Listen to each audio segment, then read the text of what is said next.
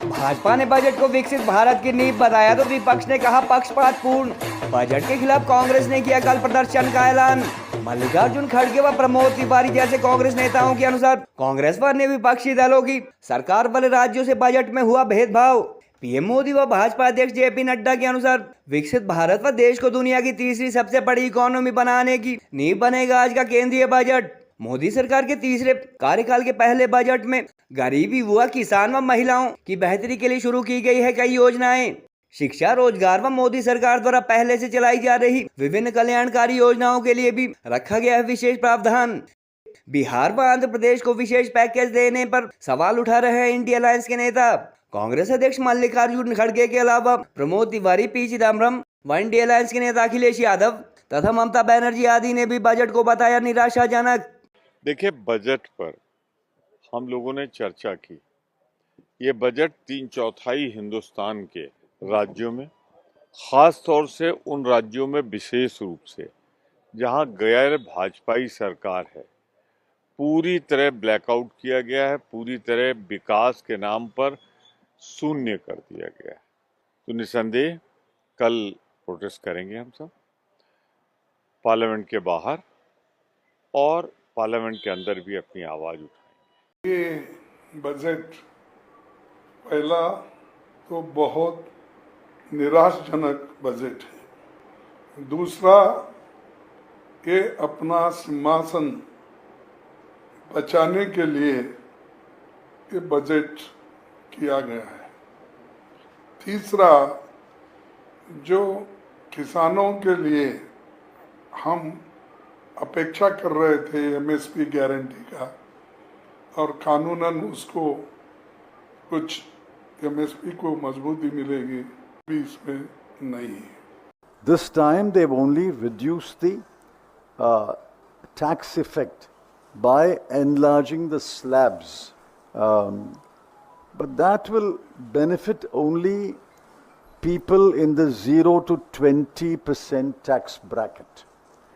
I don't think it benefits anyone above the 20% tax bracket. कहीं ना कहीं रोजगार सृजन का एक बड़ा मौका खो दिया गया है। दूसरी बात महंगाई की। यह देश कमर तोड़ महंगाई से जूझ रहा है। आज होलसेल प्राइस इन्फ्लेशन करीब 3.4% है। फूड इन्फ्लेशन की जो लास्ट रीडिंग थी वो 9.5% है। और उसके बाद भी इकोनॉमिक सर्वे में 1.7% के एक मैन्युफैक्चरिंग डिफ्लेटर की बात की गई है। इन नंबर्स को जस्टिफाई करने के लिए विश्व के बड़े बड़े अर्थशास्त्री उस डिफ्लेटर के नंबर से यकीन नहीं रखते हैं। और यह भी मानना बड़ा मुश्किल है कि अगर 8.2% जीडीपी ग्रोथ हो रही है तो कृषि सिर्फ 1.4% पे और कंजम्पशन जो 2/3 हिस्सा होता है जीडीपी का वो मात्र 4% पे कैसे ग्रो हो रहा है।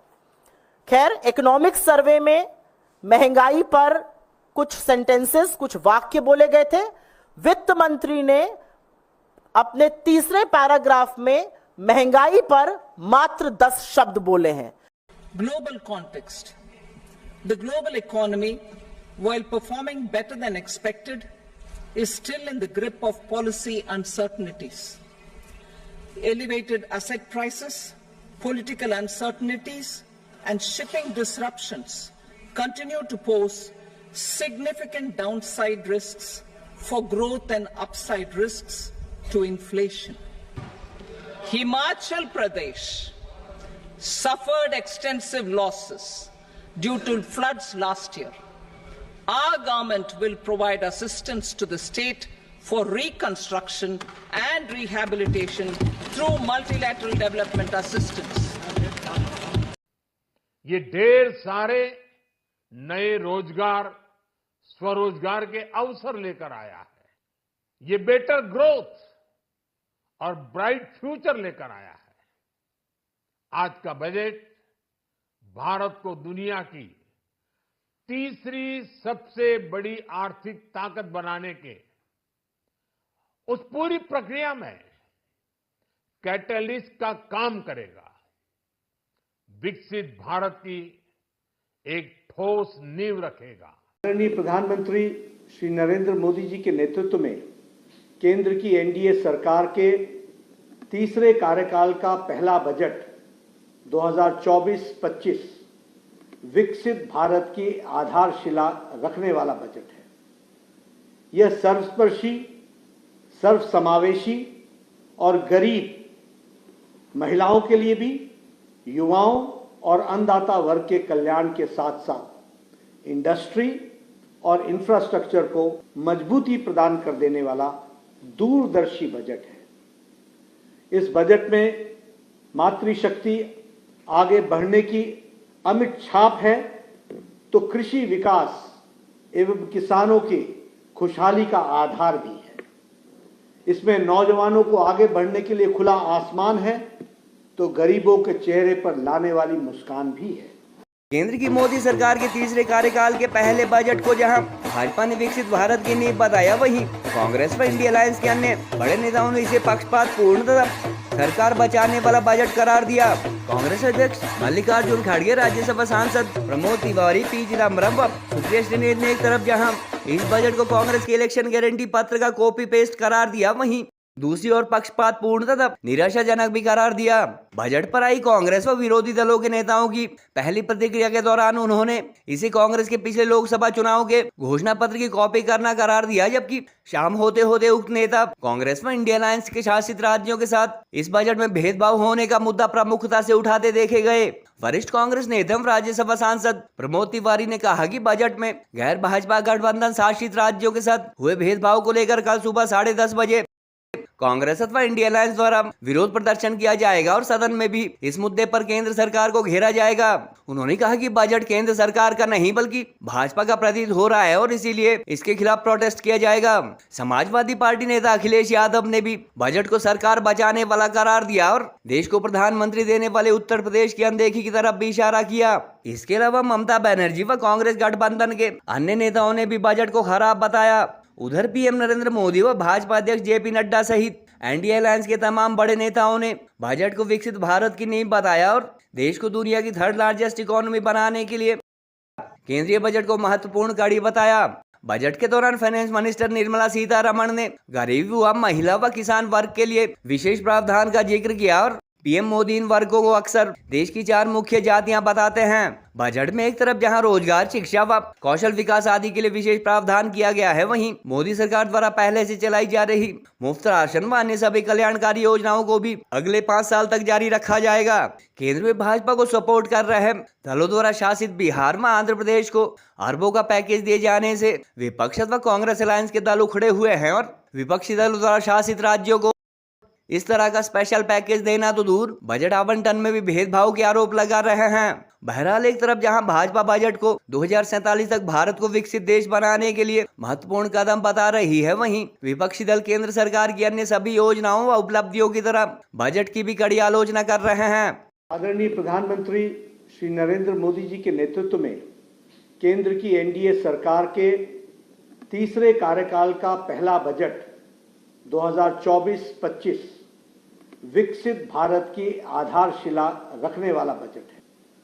यह सर्वस्पर्शी, सर्वसमावेशी और गरीब महिलाओं के लिए भी, युवाओं और अन्नदाता वर्ग के कल्याण के साथ साथ इंडस्ट्री और इंफ्रास्ट्रक्चर को मजबूती प्रदान कर देने वाला दूरदर्शी बजट है।